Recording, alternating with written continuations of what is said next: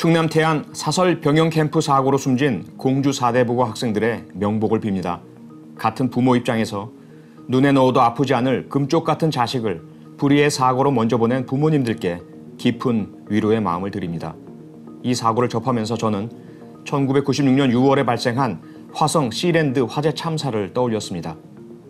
공무원들의 부패와 비리로 안전시설이 제대로 갖추어지지 않은 시랜드 청소년 수련원이 인가를 받고 유치원 어린이들만 방에 재우고 원장과 선생님들이 술판을 벌이는 바람에 어린이 19명을 포함한 23명이 사망하고 6명이 부상당했던 참혹한 사건이었습니다.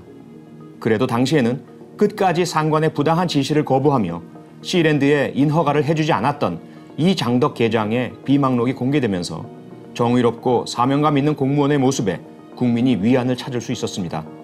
그리고 자신의 안위를 돌보지 않고 학생들을 모두 대피시킨 뒤 탈진해 결국 숨을 거둔 화성 마도초등학교 김영재 선생님의 헌신과 희생이 피해 부모님들의 분노를 조금은 가라앉혀 주었습니다.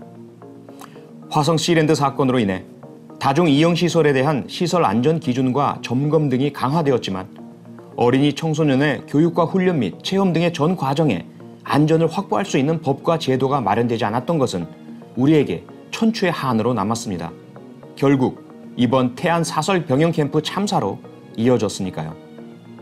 학생들의 정신력을 강화한다며 안전이나 적합성 등이 확인되지 않은 병영 캠프로 반강제로 몰아넣은 관계자의 책임에 대해서는 철저한 수사와 처벌이 이루어져야 합니다.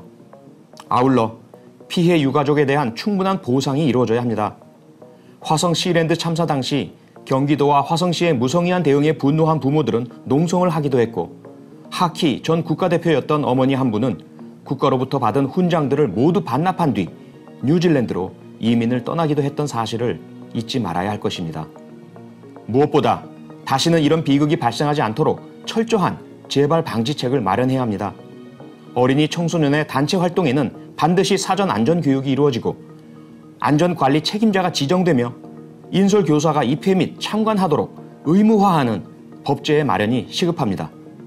무엇보다 학생이나 학부모, 교사들의 의견이 충분히 반영되는 민주적인 의사결정 방식이 모든 학교에 정착되어야 합니다.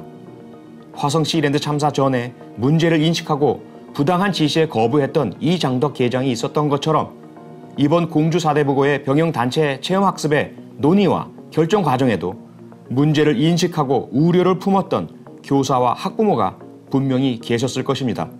이들의 우려와 문제 제기와 비판이 보장되고 효율성이 다소 저해되더라도 민주적인 논의를 거쳐 문제에 대한 점검과 안전장치의 마련이 이루어지는 관행이 정착되어야 합니다.